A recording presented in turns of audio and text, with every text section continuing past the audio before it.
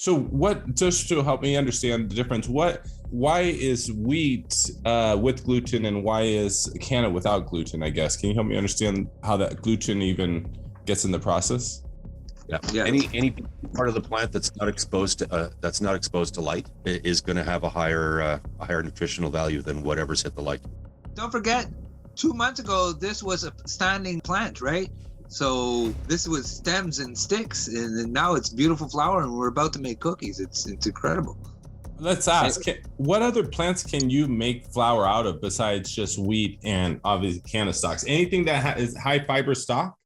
When you put canna flour in your oven to bake for the first time, you will notice a slightly different smell.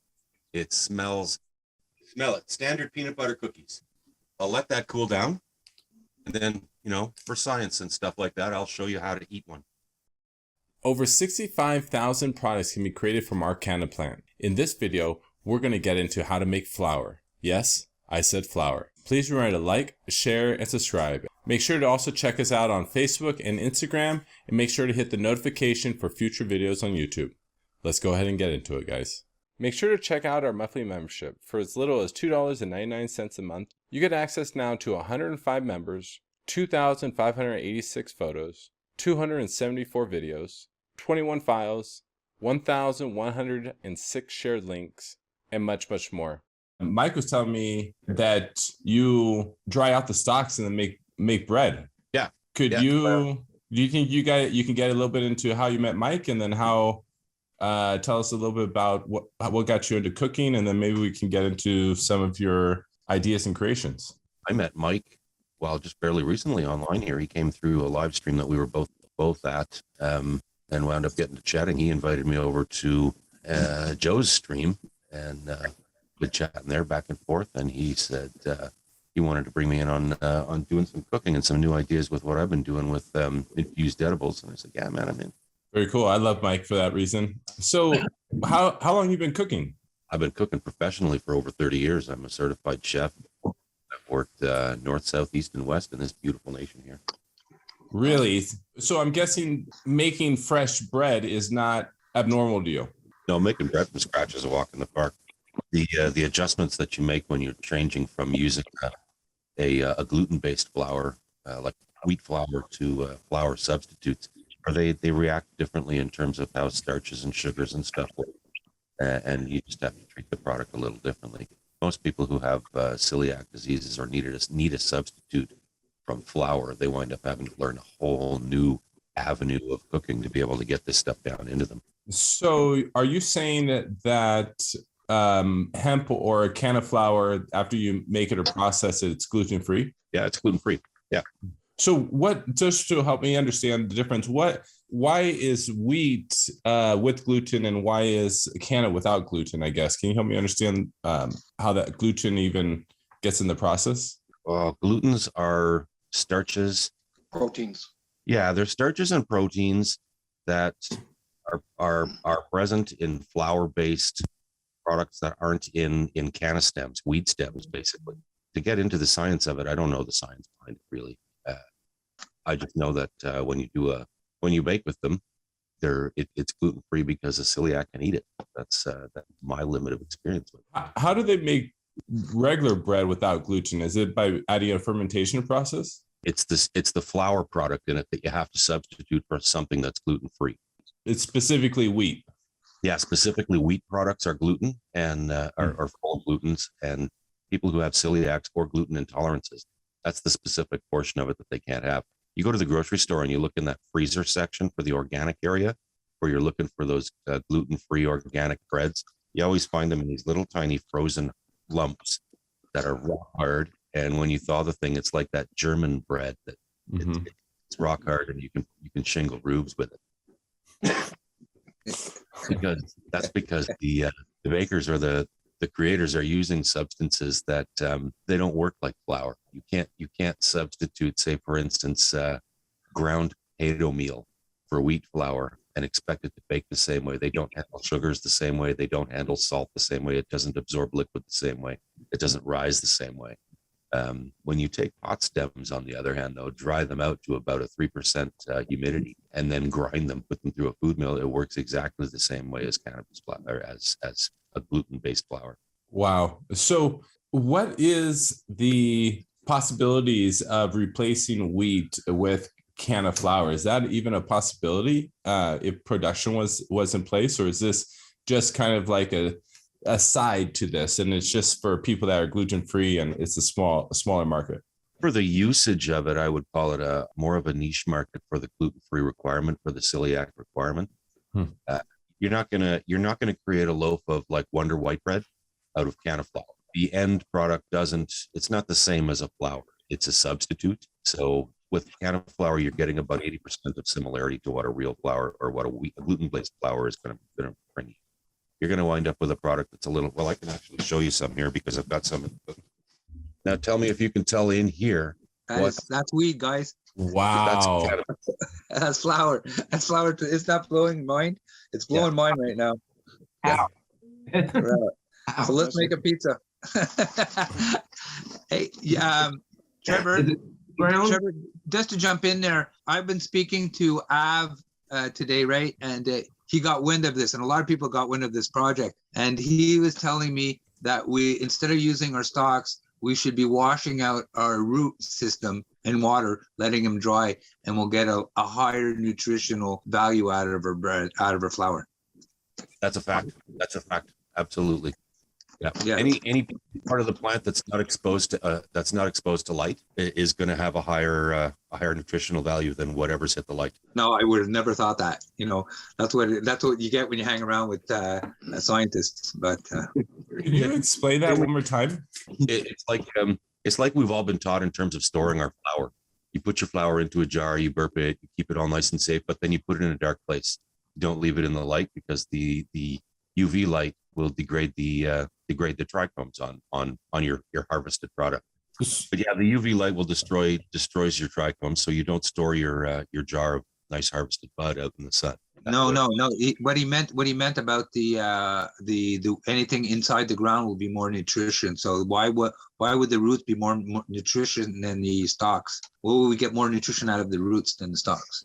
You get more nutrition out of the roots because it's a more active area of the plant. The roots are the direct port where most of the uptake for the plant's going to happen. The plant uptakes its nutrition through the roots and through the leaves. It doesn't actually really do much of anything through the stem itself. So yeah, you're going to have more active nutrients in the roots. The plant's pulling it in there and then distributing it throughout the stalk and stems of the plant. So your highest concentration is going to be in the roots. So your roots, labor is. Do you dry out the roots with the stalk and grind it all up? I don't myself, not the roots, because I'm just lazy like that. It's too much work. But yeah, no. This is what Abe was making a suggestion, telling me that the idea was very good, but we get more nutritional value. He always wants to knock it up a notch, Av. So Av told me that. I thought it was interesting, so I threw it in there today. But today we're making what are we making exactly, Trevor? Cookies. I'm making peanut butter cookies. We're making peanut butter cookies. All right. Okay. I'm gonna switch you over. It all starts with the can of butter, and I put a video online of making this yesterday. But this is made with hash oil, rather than doing the standard recipe of cook your flour in with your butter. There's a link through my channel, my channel's got a video up there of how I made this yesterday, and that's a low temperature, half pound, 1 cup, 1 recipe of butter. Going to be all over my keyboard. And the math that works out on the dosage for this too is this oil tested out at approximately 62% THC.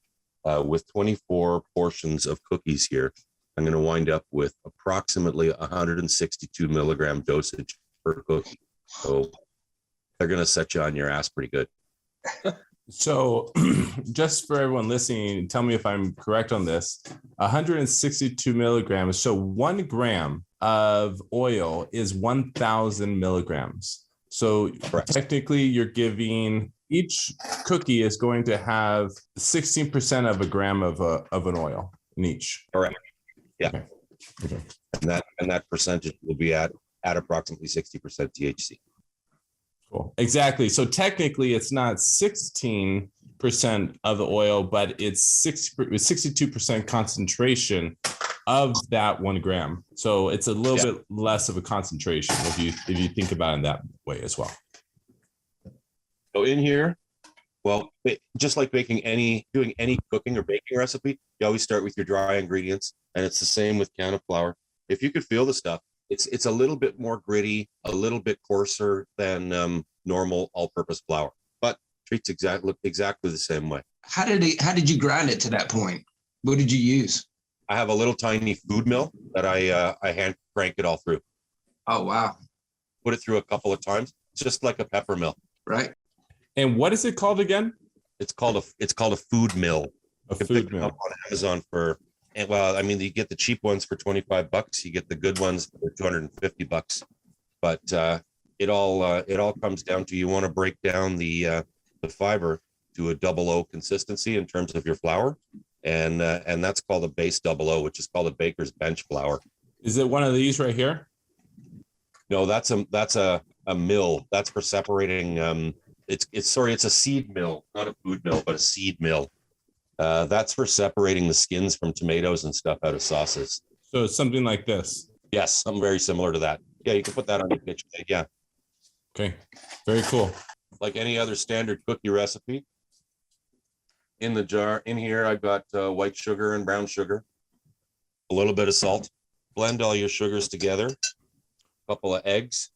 So we show us that one more time. You said you put the white sugar, the brown sugar, some salt, and then the 2 eggs, just like regular cookies. Yeah, regular cookies. Okay. You're following any regular cookie recipe. The only difference is you made your can of butter yesterday. Little shot of vanilla, and then you mix all of that in, and then the fun part comes, because I don't like to do a whole lot of dishes when I do this, so I tend to get my fingers into it. And mixing in all the peanut butter and stuff, you get your hands into it, and then you've got to mix in the can of butter.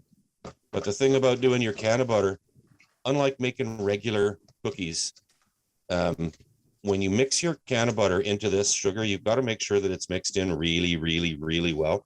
Otherwise, you'll wind up with dosage differences in your cookies, because of the way the oil mixes in. It's not like cooking flour with butter. You can have a little more oil in this dosage than a little more oil in that dosage, if you haven't mixed your infused butter really, really well. Thank you. For those of you who are unfamiliar with culinary terms, the cookie recipe, it's going to say cream the butters and sugars. That's what creamed butters and sugars, or creamed sugars and It's right about to come out. Pour out. Woo! Yes, we got it. But that really is a really nice cream, though. It's like it really is a cream. Yeah. And don't forget, 2 months ago this was a standing plant, right? So this was stems and sticks, and now it's beautiful flour, and we're about to make cookies. It's incredible. Yes. How much material did it take to get that amount that you need? Like how many pound, like a pound of stems or leaves or a quarter pound to make that little bit of flour? I mean, I use this is called an asparagus jar. It's a 750 ml mason jar, and I will fill this with sticks and stems and crap and junk off my rolling tray. There's no flour in here. It's total waste. Top it off with 500 mils of alcohol, and then I just keep it in the freezer. And every month or so, I'll do an evaporation off a filtration and evaporation, and that'll give me about 11 or 12 grams of what I call farmer's grade oil. You guys are going to be able to save 100% of your crop. I know. I just threw a big old handful of leaves away yesterday. That's the oil. That's awesome. Well, So you're pretty much making RSO, Exactly. RS That's correct. oil, right? RSO. And then you eventually evaporate it off, and you can then get your concentrate. The only difference is you're actually using the stems and everything as well. Because I think with RS, they just use flour, right?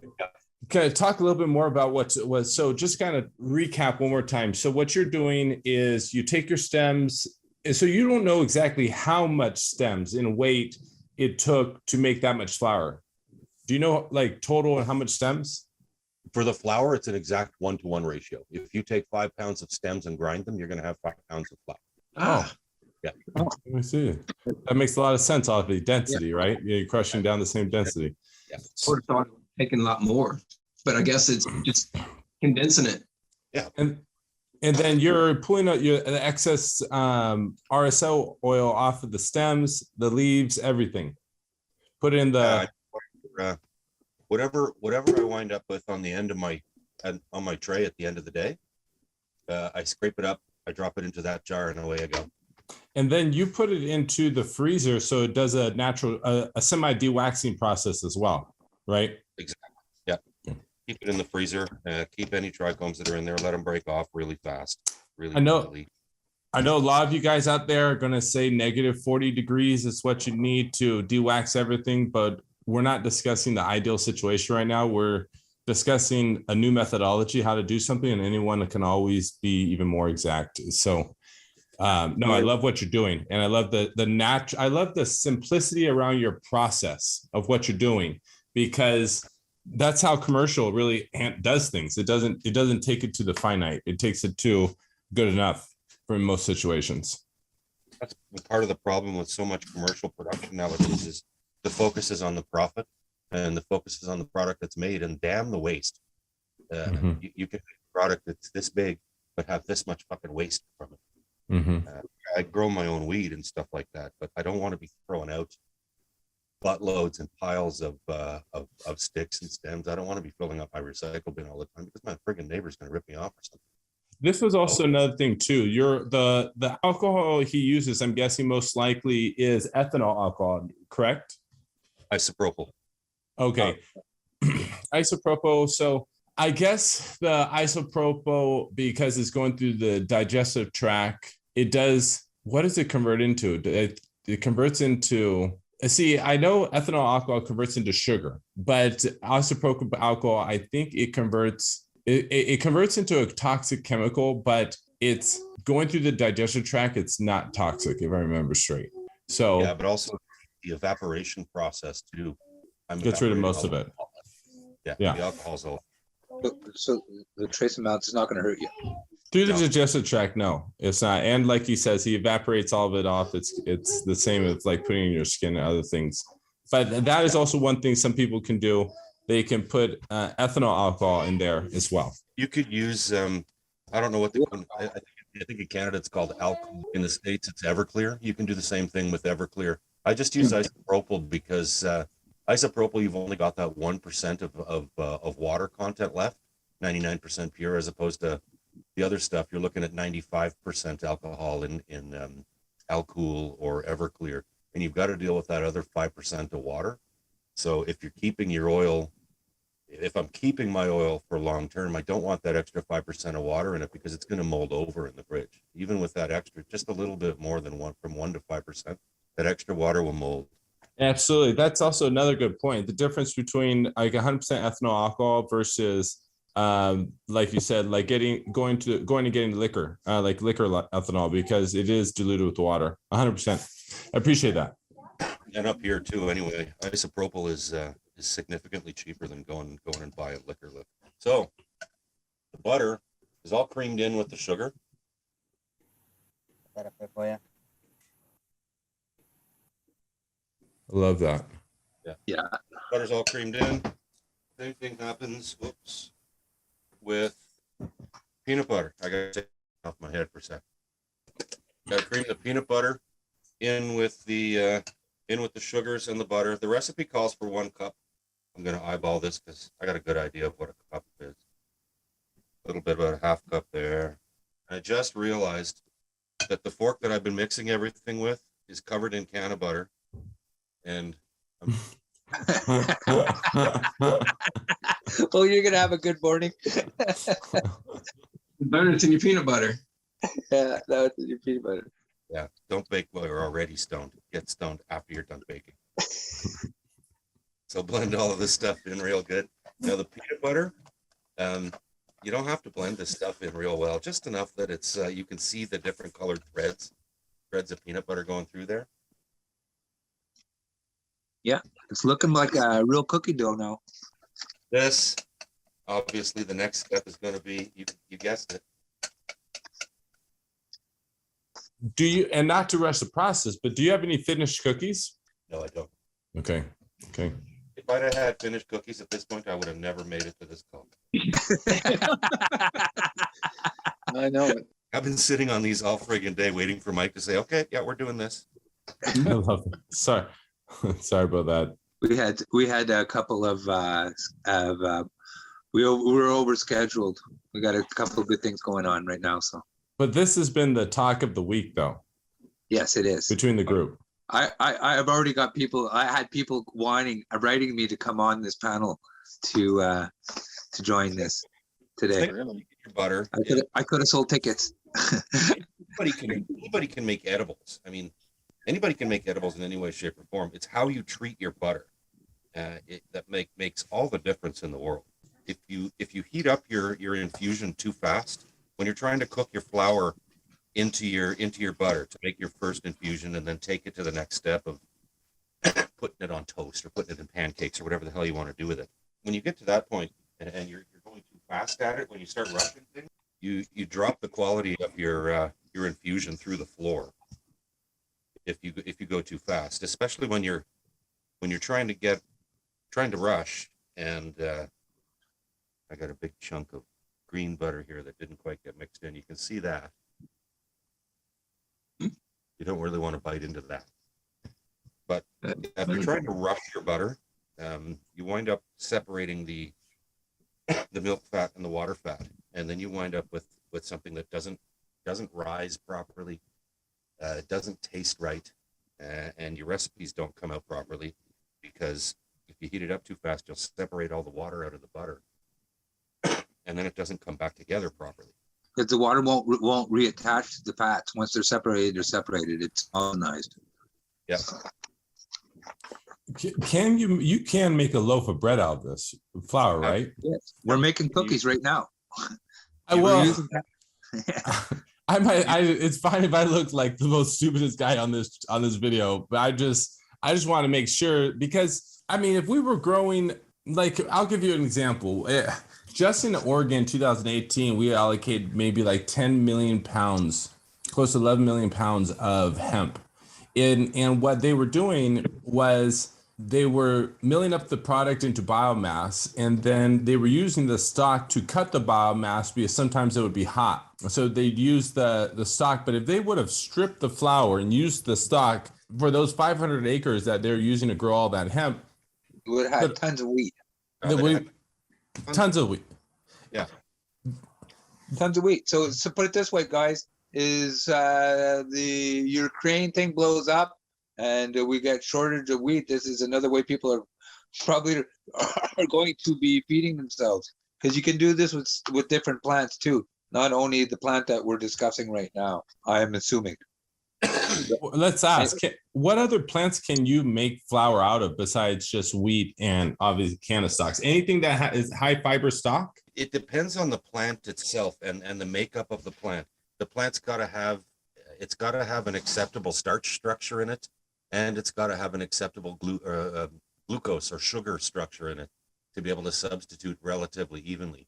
Because flour's got starches and sugars in it, and that's what you want to carry through when you're baking. Starches will bind everything together, the fibers will bind everything together, and the cooking processes will turn starches into sugars, giving you your flavor and stuff like that. Not all stems and stalks are created equal. Some has there's a lot more fibrous versus a lot less fibrous. It's a hit and miss thing. If you go through the natural path section of a grocery store and you look at what's there to be able to use as a substitute for flour, they're pretty specific options. You've got like arrowroot, you've got potato flour, you've got tapioca flour. They're pretty specific things to be able to approximate reasonable facsimiles when you're baking. Wow, that's so interesting. Okay, so one more quick question. The texture, like you said, you can't make a Wonder Bread, but what's the texture between bread that you would make with the sandwich with our can of flour versus the bread like a regular? Similar to wheat. like a rye bread, like a rye bread. Producers, big corporate producers, retail producers are going to use a mill system that's much finer than I have access to. The reason being is the finer you can grind your flour, the more leavening you're going to get in your baking product. And technically, they can make a 1 pound loaf of bread with less than a pound of flour. I can't do that because I can't grind it that fine. I'm getting it ground to what's called a double aught grind. And if you look in a grocery store, you'll see that on like pasta flour. It's a little coarser. So I have to use more because technically my flour is going to be heavier than what they're using. So you can make like Wonder Bread if you just ground it more finer. Yes. Sure, you could get really, really close to it. Now I wonder what's harder to grow, a can of plant growing for seed and stock or growing wheat. I don't know how hard it is to grow wheat. I'd have to look that up and research it more. Wheat would always be a bigger producer because it's a seed and it grows up by its own self, right? So here we could never reach the numbers, but in emergency we could feed people. You know, if somebody is gluten intolerant, you could grow enough stocks to make 10 pounds of wheat, and that'll last you the time that the 10 pounds or 10 pounds. How long you go through 10 pounds of wheat? Yeah, for the alternative canned flour and products are there, but for a mass mainstream substitute to wheat flour, I don't really see Canopy being a viable option, because when you look at a square meter of growth, a square meter of wheat is going to yield a lot more ground flour than a square meter of cannabis stem. Very interesting. I'm gonna have to keep that in the back of my head. Please continue. I'm just blown away by this. Next step then is this recipe, all being all mixed up, this should translate into 24 portions, 24 1-inch balls to come out with a dosage of 162 mils per cookie. So that's going to equate to a ball of roughly like that. Wow, that looks like regular chocolate chip cookies. Yeah. Yes, it is. Yeah. To give some scale size to it, I guess a little mini mason jar, about that big. That's a big cookie. Flatten them out a little bit, and you do that 24 times. Bake them for 10 minutes, and you've got cookies. Right. Okay. The other timer's on 10 minutes, and you'll be able to see what kind of cookies look like. Wow. So what other things have you made with your flour? I have done everything. Keep in mind as far as can of flour goes, there's no intoxicating effect to it whatsoever, to the flour itself. The THC content in general of stems is so low that you'd need to consume pounds of it to catch any psychedelic or psychotropic effect off of it whatsoever. So yeah, you can eat stem flour all day long. You're not going to get buzzed.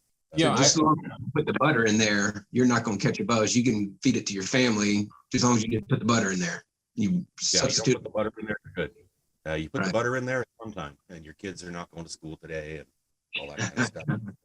Yeah, you'll probably end up in jail. Yeah, probably. What else have I done with canned flour? Pancakes, muffins.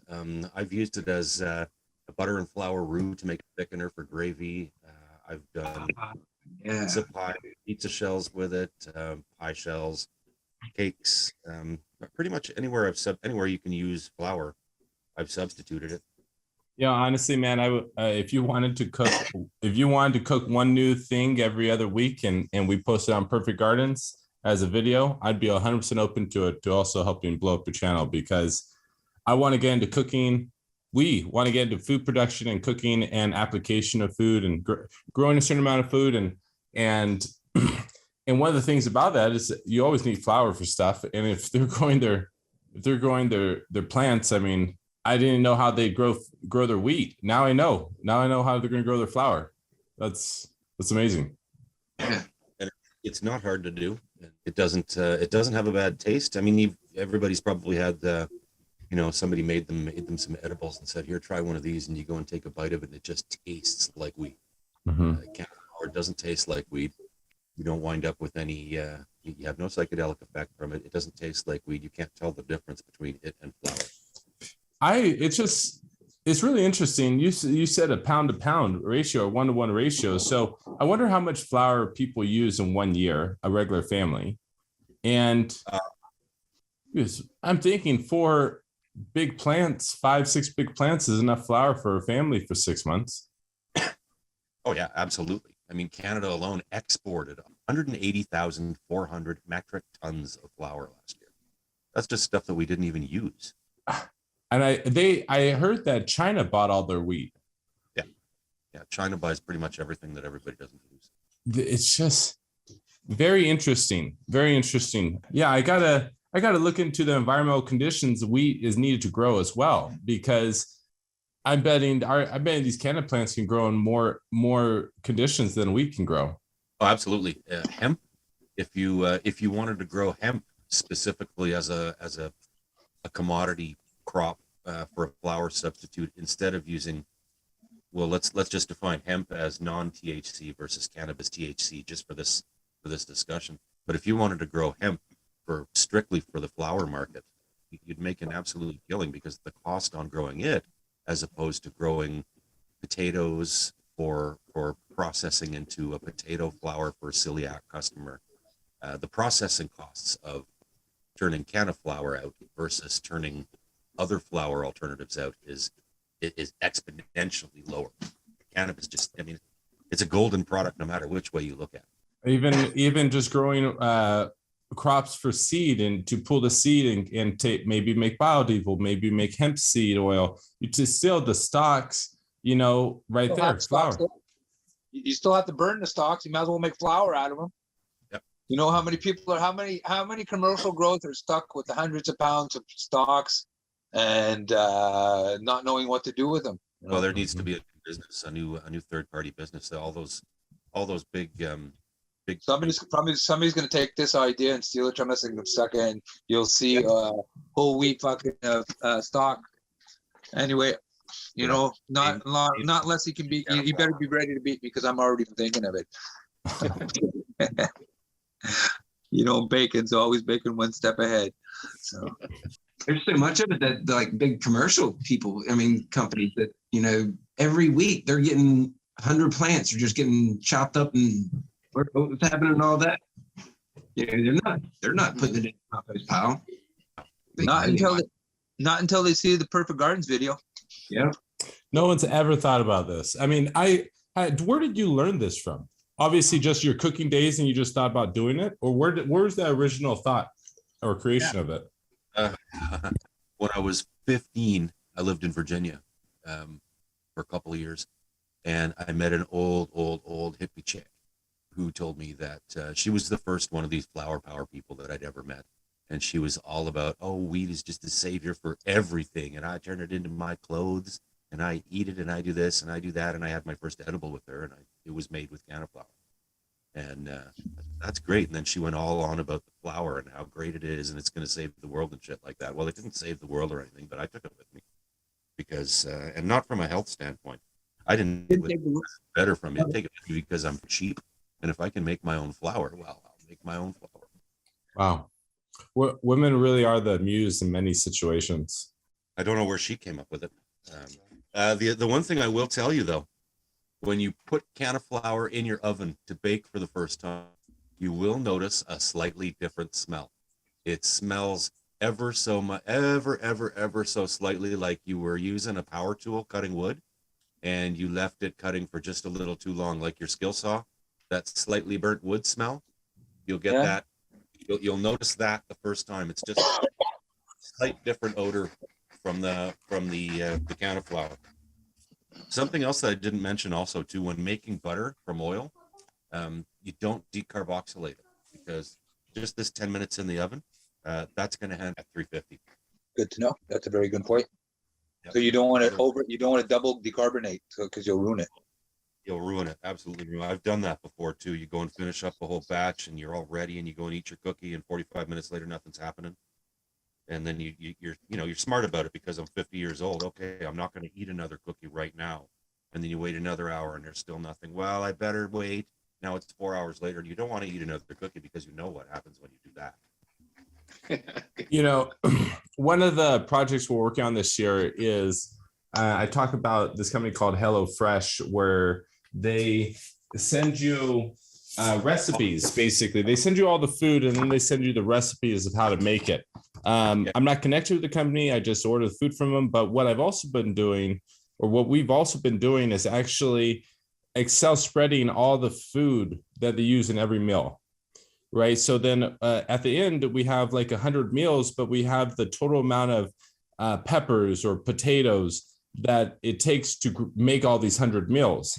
But there's a lot of components in there that I don't know how to make, like cream cheese or yogurt or flour, for example, or sugar. And what we're trying to do is turn a person's backyard into actually being able to produce X amount of meals per year, in sense. But like I said, some of those components are missing, and it's not that they're missing. It's just that we don't know how to mix them together from the garden to make that one thing, make that one ingredient.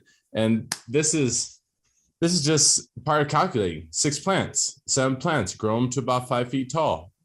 That's going to equate to about half your flour for the year, or even more. Whoa. Holy shit. I'm driving over, Trevor. Those look good, man. Fucking dude. Standard, smell it. Standard peanut butter cookies. Yeah, right there. Wow. It's from that, which is from Cannabis Flour. Yes. Awesome. The future, guys, only on Perfect Gardens. Now what I'll do is I'll let that cool down, and then for science and stuff like that, I'll show you how to eat one. Okay, I like that. I like that. It's called quality control. Man, that is fly. That's cool. Parents' house in Pennsylvania, down the street, there's an 100-year-old stone mill that ran from the creek water, and that's where my grandfather would take all his corn and stuff to get it milled to turn it into feed for the cows. That's just like a big process of what you did, right? You just did it a little smaller process of, you could do pretty much the same thing. If you went there with a truckload of stems, they could grind that down and make flour for you. Yes, they could. I bet you they wouldn't. They wouldn't want to get that shit in with their flour, but You want to mix it with cow feed and everything. But there's no THC in it, so it wouldn't be. That would actually be helping them, because it would be a filler that they could put in there. That is just a filler. Natural, a neutral filler. Yeah, I'm sure it has some kind of nutrients for a cow to make milk and beef. Next thing I'm going to do with it, I'm going to make up another batch of it, because I got a big bucket of stems out there. I'll do a video of making some, and I think the next cooking video that I'll put together on this, I'll use some of the flour to make dredges, and I'll do fish and chips with it or something like that. Because everybody figures edibles are just sweets, so I'll do some savory edibles with it too. Fish and chips with the batter made out of cannabis infused. That's going to be interesting. You fill up your belly, and that's mind blowing, actually. Mark, you're off your mic. Oh, sorry about that. I'm kind of just taking it all in. I know it's in my mind. I literally, and we can talk about it more offline, but I just want to make 1 or 2 things with you a week, whether it's a pizza, chips.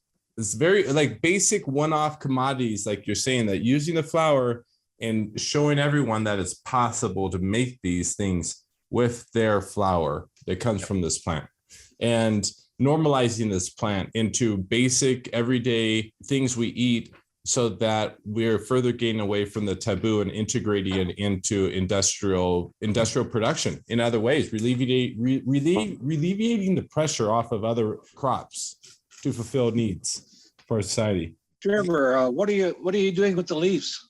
The leaves themselves, throughout the course of the trim or the grow, the leaves themselves, I tend to discard the leaves, because by the end of the grow, the leaves they've dried beyond the point of being useful to grind into flour, and they don't have the same sort of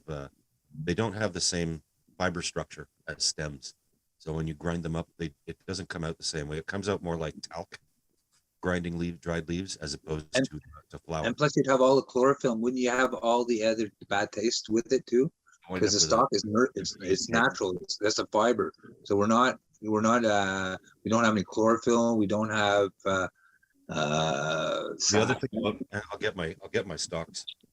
These are all like, yeah, they're just like regular stems. Everyone puts to the side and dehydrates it, and they dry out and throw them away, and they're always frustrated. I'm actually heating my house with marijuana stalks right now every morning before I light my wood stoves with all these stalks. It's the best fire starter you can get. And then all the deer stare at my chimney and look smelling all the smell.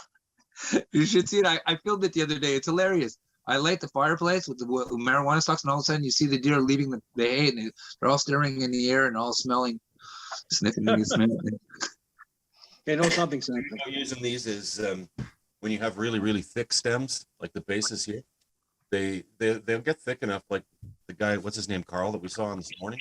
The trunks, those stems, when the trunks get to be like that thick around, you actually have to treat it like tree bark, and you got to use a carrot peeler to take off some of the bark down on the lower portions where it's really, really thick. Up top, where the branches are really thin, I don't take the bark or the skin off out here, but down in the bases where it's really thick, I skim off some of the bark before I do the grinding. Could you just use a rubber? We should use a rubber brush to clean off the stalks just before processing. Normally, I do it if I've got a real thick one, I do it right when I harvest it, chop it, because it's easiest to peel it when it's fresh. Why do you do that? Just because it tastes bad? It makes it taste bad or something? I found that it just discolors it. I wind up with a flower that looks really, really gray, and it's not as pretty. It doesn't make any difference in terms of baking or flavor or anything. It just looks gray. Yeah, I was thinking for commercial production, obviously they have their own things. So I was thinking taking the stalks, running it through a leaf chopper, and then from there go taking it to the grinder for easier transportation. Yeah, it's the same like making whole wheat flour, though. If you want to take, if you go organic, you want an organic white flour, you take the pith and the husk off of the wheat kernel, and you discard that, and that way you wind up with as close to white a flour as possible. If you leave the husk and the pith on, you wind up with a whole wheat, and you wind up with flour that looks beige. Now, could you take the flour from the grinder and put it into a blender to make a finer grade? Yes, you could. Yeah. Oh. Yeah, you can grind it right down to a cornstarch meal, a quad O meal, or even finer than that.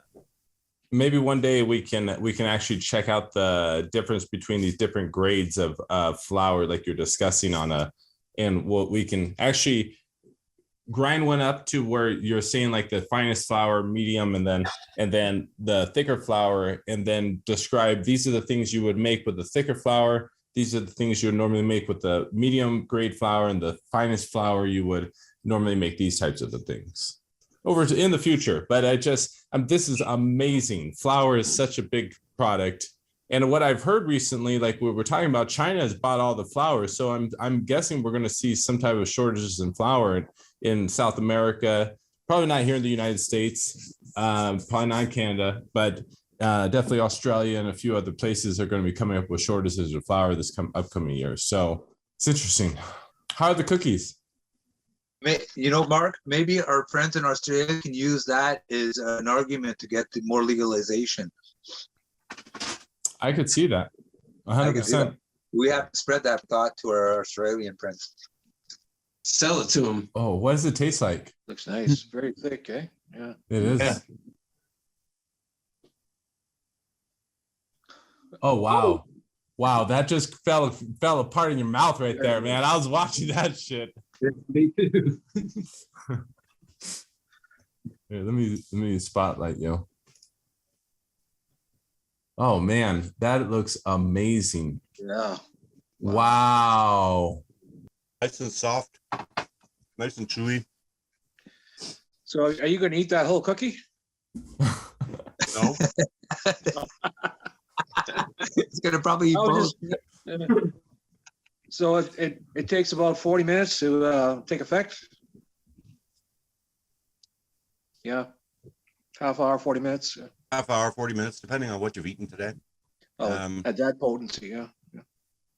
I mean, surprisingly enough, too, edibles will get into your system a lot faster if you have a fatty meal beforehand. Go to McDonald's and have a burger and fry, and then eat your edible. It'll get into you a lot quicker, a whole lot quicker. Why is that?